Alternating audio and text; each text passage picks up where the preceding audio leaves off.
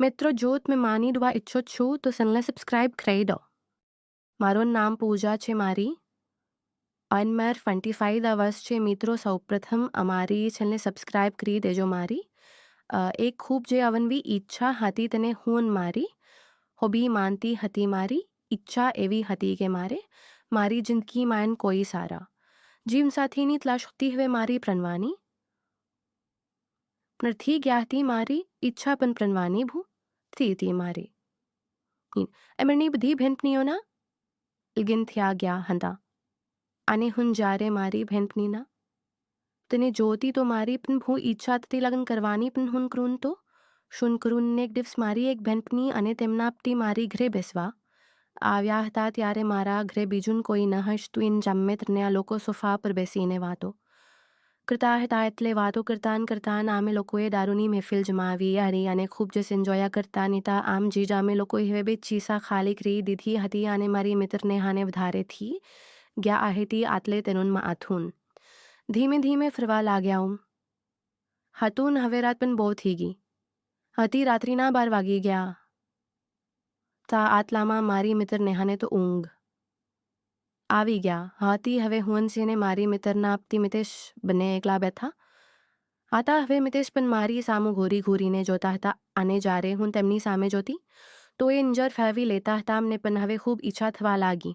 આટલે બાથરૂમમાં જઈને હું મારા ગાભા બદલવા લાગી. મેં એમ નતાઈત ટી શર્ટ અને ચડ્ડો ફેરી લીધો. મારા તાઈત ટી શર્ટમાં મારા બોલ બહુ મોટા દેખાતા હતા. પછી હું બાથરૂમમાં થી બહાર નીકળી. આટલે મિતેશ મારા બોલ સામું એકી નજરે જોતા જ રહી ગયા. હવે હન પણ તેમની પાસે જઈને બેસી ગયા. આજથી ત્યાં તો થોડી વારમાં એન મિતેશે એમને તેમના ખોલામાં બેસાડી લીધી અને ધીરે ધીરે તે મારા બોલ ઉપર હાથ ફેરવતો હતો. હવે એમને હતું કે ક્યાંક મારા બોલ ગાભા તોડીને બહાર ના આવી જાય. આ બધું મારે પહેલી વાર જ હતું. આટલે હું ખૂબ એન્જોય કરતી હતી. એટલે હવે મિતેશે તેના હોઠ મારા હોઠ પર મૂકી દીધા. અમે ને એકબીજાનું રસપાન કરવા લાગ્યા હતા અને મિતેશ રસપાન કરતાં મારી વાહા પર હાથ ફેરવા લાગ્યા. આટલે હું હવેથી ઊભી થી ગયા અને હું મિતેશનો હાથ પકડીને મારા બેડરૂમમાં લઈ ગયા. કેમ કે હવે સોફા ઉપર વધારે મજાલી શકાયા તેમ લાગતું નહોતું. આટલે અમે બંને લોકો મારા બેડરૂમમાં જતા રહ્યા અને ફરીથી રસપાન કરવા લાગ્યા. મિતેશ પણ હવે રસપાન કરતાં મારા પાછળના ભાગ પર હાથ ફેરવા લાગ્યો. હવે તેનો કોબરા પણ ખૂબ હાડા મારતો હતો. હવે તેનો કોબરા મારી ગુફા પાસે લઈ ગયો અને હાથકા મારવા લાગ્યા. હવે મારા પણ સોર નીકળી રહ્યા હતા કેમ કે મારે હજી પહેલી વાર જ હતું. આટલે મારી ચકલી પણ નાની હે તે મિતેશ હવે મારી ગુફા સાથે તેનું લાગતું અંદર બહાર કરવા લાગ્યા અને સાથે સાથે તે મારા દાદને પણ દબાવી રહ્યા હતો. હવે મિતેશે તેનું લાગતું ઘસીને તેનું પાણી મારી ગુફામાં ચડી દીધું હતું. હવે મારી ગુફામાંથી પણ પાણી બહાર આવી ગયા. પરંતુ મિતેશ મારી નાની ચકલી જોઈને બેન્ડ થવાનું નામ નહોતો લેતો. આટલે મિતેશ એમને બીજી વખત ઘોડીની તાઇલમાં ના રાખી દીધી અને ફરીથી મારી ચકલી સાથે એમનું લાગતું ઘસવા લાગ્યા. હવે તો તેનું લાગતું પાણી છોડી રહ્યું નતું. ત્યાં મેં તેના લાગદાનું રસપાન કરી લીધું અને અમે બંને પછી સૂઈ ગયા અને વહેલી સવારે નેહા અને મિતેશ બંને તેમના ઘરે કાલ્યા ગયા હતા. હવે એમને બી થાવ્સ તો મિતેશની ખૂબ જ યાદ આવતી કેમ કે મિતેશનું ન ઓજાર હું ન ભૂલીશ કોણ તેમ નૃષ્ટિ તો જ્યારે મને મન કીધું તો હું ડોલાથી કામ લાવી લેતી. હવે બે દિવસ પીછી મારા મમ્મી પપ્પા પણ ઘરે આવી ગયા હતા. તે કોઈ છોકરાનો બાયો દેતા સાથે લાવ્યા હતા. તે છોકરો પણ જોવામાં ખૂબ જ સુંદર હતો. તેમનું નામ રાકેશ હતું. તે છોકરો જોતાં જ અમને પસંદ આવી ગયો હતો અને રાકેશને પણ હું પસંદ આવી ગઈ હતી કેમ કે હું હટી જ રૂપનો કટકપ છી. અમારા બેનના પરિવારની સંમતિથી અમારા એલ્ગિન કરાવી દીધા. પછી જ્યારે મિતેશનો ફોન આવતો તો મેં તેને કહી દીધું કે હું હવે પરણેલી મહિલા છું. મારા એલ્ગિન 6 મહિના પહેલાંથી ગયા છે સાસરે આવીને. મારા બધા સપના પૂરા થઈ ગયા. મારા પતિ રાકેશ મેં ખૂબ જ પ્રેમ કરતા હતા અને એમને દિવસ રાત ખુશ કરતા મારા બોલ દબાવીને મારી ચકલીને ખૂબ જે મજા આપતા હતા. તેથી અમે બંને એકબીજાથી ખૂબ ખુશ હતા. આમ જ અમે બંને રોજે મજા માનતા જીવ જીવી રહ્યા હતા. હવે આમ જ અમારા લગ્ન 2 વર્ષ થઈ ગયા હતા.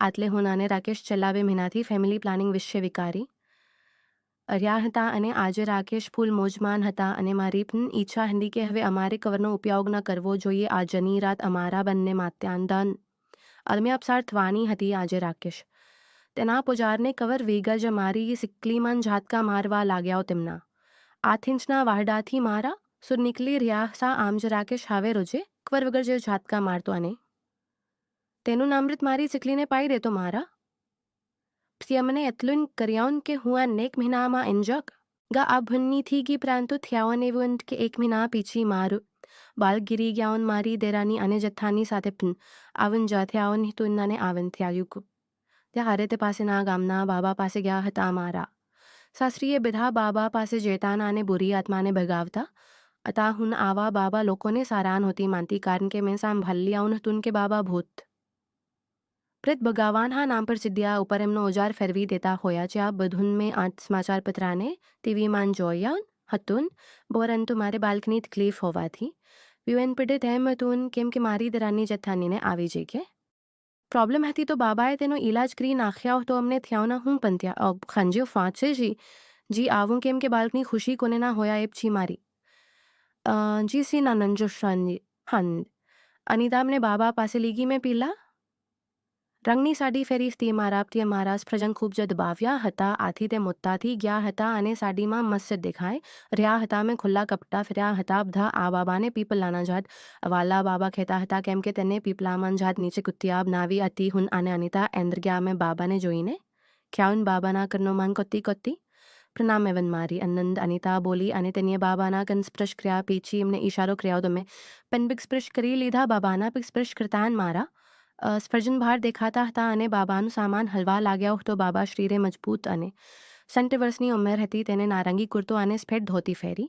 હતી. બાબાએ એમને આશીર્વાદ આપ્યા અને ખ્યાઉન ક્લ્યાન થાવ બેતતી બોલો શું પરેશાની છે. અનિતાએ બધી વાત કરી કે મારું એક મહિનાનું બાળક છૂટતી ગ્યાઉન છે અને એકવાર સારા આશીર્વાદ આપી દ્યો. બાબા અમને ત્રાસી ઇંજરોથી જોઈ રહ્યો હતો. હું સીધજીને આને સુંદર દેખાય ધીરથી મારે ગ્લામાન મંગલસૂત્રાને હાથ પર લાલ લિપસ્ટિક લગાવી તી હાથમાન પીલી બંગડી ફેરીથી પગમાન ઝાંઝર અને વાલમાન ફૂલો મહેકતા હતા. હું હમખાલો દેખાય રીહથી બાબા અમને ઘેરી આંખોથી જોઈ રહ્યા ના હતા અને બાબાએ ખ્યાઉન તારા બંને હાથ આપમેન હાથ એની સામે રાખ્યા. બાબા મારા હાથ કડીને 5 મિનિટ સુધી કોઈ મંત્ર બોલતા રહ્યા અને અમે આના વિધિ કરી અને જતા રહ્યા. બાબાનું ધ્યાન મારા સફરજ ઉપર હતું અને તેનો નાગરાજ તેના કપડામાંથી બહાર આકાર લઈ રહ્યો હતો. અમે બાબાના આશીર્વાદ લઈને ત્યાંથી કાલ્યા ગયા. બીજી અને ત્રીજી વાર બાબા એકનીના ખ્યાઉન અને કોથી વાર જ્યારે અમે ગયા ત્યારે બાબાએ અનિતાને બહાર પ્રતીક્ષા કરવા ખ્યાઉન અને મને અંદર લઈ ગયો. જમીન પર મેં બેસાડી દીધી. મારી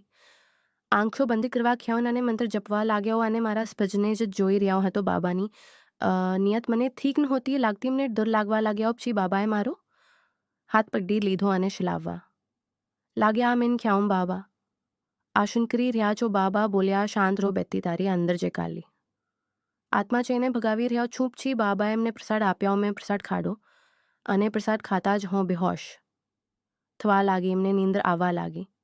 હું બેઠી જ સૂઈ ગઈ ને થોડોક હોશ તું હું કાની કરી શકતી નાહતી. બાબા એમને કોઈ નંશીલોન પદાર્થ ખોડાવ્યા નહોતું. પછી બાબા એમને ગોડમાં ઉતાવી અને પછી એની કોંકી પર લઈ ગયા અને બેડ પર સુવડાવી દીધી. બાબા બોલતો હતો ઈશ્વરની માયા દેખો રોજ તો કાલી ક્લુડી મળતી હતી પણ આજ તો પ્રિય હાથમાં આવી છે. તે હસી રહ્યો હતો અને સારા એવા મૂડમાન હતો. એટલે બાબાએ મારી સાડીમાં હાથ નાખ્યા અને મારા સ્પર્જન દબાવવા લાગ્યા. હવે મારા સ્પર્જન પણ આકારમાં આવી ગયા હતા. પછી બાબા એ ધોતી ઉતારી દીધી અને એનો મોટો ઓજાર પણ બહાર કાઢ્યા. હું બેહોશ જરૂર હતી પણ થોડું જોઈ શકતી હતી. મેં તેનો કાલો નાગરાજ જોયો અને હું રડવા લાગી કેમ કે આવડો મોટો નાગરાજ મેં ક્યાં આર્યા જોયો ન હતો. મારા તીના નાના એવા પપ સિવાય બીજો કોઈ દી જોયાઓના હતો. મને ખૂબ જાત દોર લાગ્યા પણ મારા માન બિકાવ કરવાની તાકાત ન હતી. ધીરે ધીરે બાબાજી મારા તરબૂચને દબાવવા લાગ્યા. બાબાએ ધીરે ધીરે મારાપનો સામાન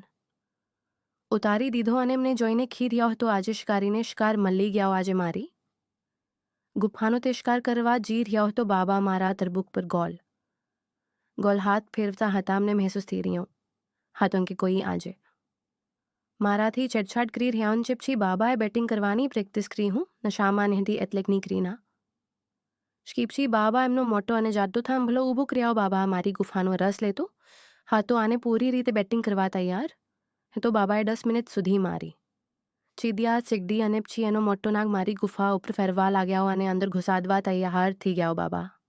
જલ્દી મારી ગુફા પર એમનો પોપટ ફેરવી રહ્યા હતા અને પીછી. અંદર એક ઝટકે ગુફામાં ઝટકો મારીને અંદર નાખ્યાઓ બેહોશીમાન મારી. આંખમાં આંસુ આવવા લાગ્યા કેમ કે આવા નાગ સાથે હું ક્યારે રમી નાખતી બાબા.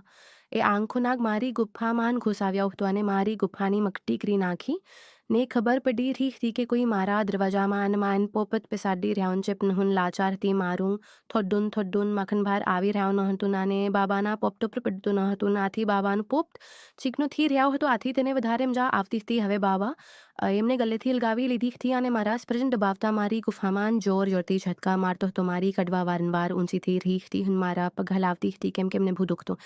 H2 એનાને બાબાના પોપટ તે માં એનતે DMH તો મારી ગુફા હવે ભીતરથી નીચે તપી રહી હતી. હું એને પૂરી રીતે તૈયાર થઈ રહી હતી. શામન મેન બાબાને પકડી લીધા હતા. હવે બાબા એ મારી ગુફાનો તીતી ખોદો કરી નાખ્યો હતો અને મારી ગુફામાં જો એમનો રસ છોડી દીધો પછી એમને કપડાં ફેરાવી દીધા અને સાધુની જંબેશ બનાવીને બેસી ગયા. થોડી વાર પછી એમને હોશ આવ્યો. મારી નંદ અનિતા અમને ઘરે લઈ ગઈ. મારી ગુફા ધીલી લાગતી હતી. હું બાથરૂમમાં ગઈ અને અરીસાથી મારું ગુફા જોવા લાગી. મને હજી એવું જો લાગતું હતું કે જી બાબાનો નાગરાજ મારી ચિડિયા આમાં અંજે છે. બાબાએ ભૂત ભગાવવાના નામ પર એની ભૂખ મિટાવી દીધી પણ લોકો મને બદનામ કરશે.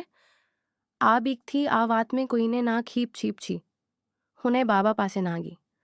થોડોક સમય વીતી ગયો મારો પતિ જ્યારે મારી સાથે રમતો તો મને જા આવતી નહોતી કેમ કે એમને હજી બાબાનો ઓજાર યાદ આવતો હતો. મને મારા પતિથી હવે નફરત થવા લાગી હતી. થોડાક સમય પછી મને બાબાની યાદ આવવા લાગી. એમને તેમની સાથે રમવાનું મન થયું. હવે હું એની બેટિંગ જોવા માંગતી હતી તો મેં મારી નાનજી અનિતાને ખ્યાઉન કેમ નથી લાગતું કે હું નગા અભિષણ નહીં હોયા એટલે ફ્રી વખત આપને તે બાબાને બતાવવા જ અનંત છે. આટલે મારી દેખ્યાઉન આપને ઘરનો બહુ એનકામ તાવીને બાબા પાસે જઈએ પણ મારું મનકામમાં બિલકુલ લાગતું નસતું હન જેસે પાપન કા ની કામ લેતી. તેમાં મને બાબાના સાધાનના જે દર્શન થતા પરંતુ મેં થોડી વાર આમ તેમ કરીને કામ કરવાનો પ્રયાસ કર્યો. ત્યાં મારી અંદે ગનું બધું કામ પતાવી દીધું. પછી અમે બંને બાબા પાસે જવા માટે તૈયાર થઈ ગયા. મેં એક લાલ સાડી ફેરી લીધી પરંતુ આંદરના ગાભા મેં ફેર્યા ન હતા. આટલે મારી ખલેલા ચોખ્ખા દેખાતા હતા. અમે બંને રિક્ષામાં બેસીને બાબા પાસે જી રહ્યા હતા અને રિક્ષા કાલ થોડી વારે કાચમાંથી મારા તરફ જોયા કરતો હતો. અમને પણ ખબર પડી ગયા હતી કે તેનું ધ્યાન મારા ખલેલા ઉપર જશે પણ મેં તેમને નીના ખ્યાઉન કેમ કે અમારે 10 મિનિટનો જેતો હતો. આટલે અમે જલ્દી જે પહોંચી ગયા હતા અને મેં પૈસા દેવા માટે રિક્ષા કાલ્ક સામે હાથ લાંબો કર્યો તો તેને પૈસા લેવાના બહાને મારા હાથ પર તેમનો હાથ ફેરવી દીધો. મારામાં તો વિકૃત આવી ગયા હોય તો પણ મેં તેની સામેકની ધ્યાન આપ્યા અને અમે બંને તો બાબા પાસે જવા રવાના થયા અને બાબા પાસે જઈને બેસી ગયા. તો બાબા